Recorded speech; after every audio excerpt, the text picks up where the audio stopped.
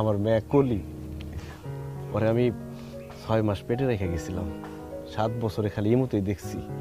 মেয়েটার আজকে আমি সামনাসামনি দেখবো।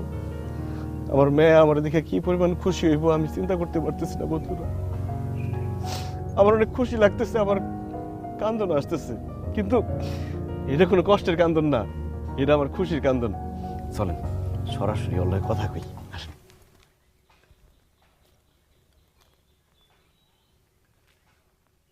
আম্মা, আম্মা কেমন আছেন আপনি? আমি আপনার আব্বা। আব্বা কোন আমারে?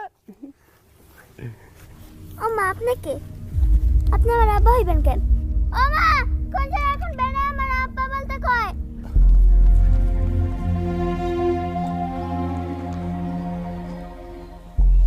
বন্ধুরা কিছু মনে করেন না, মানে হয়েছে কি, আমার তো সামনাসামনি দেখে নাই।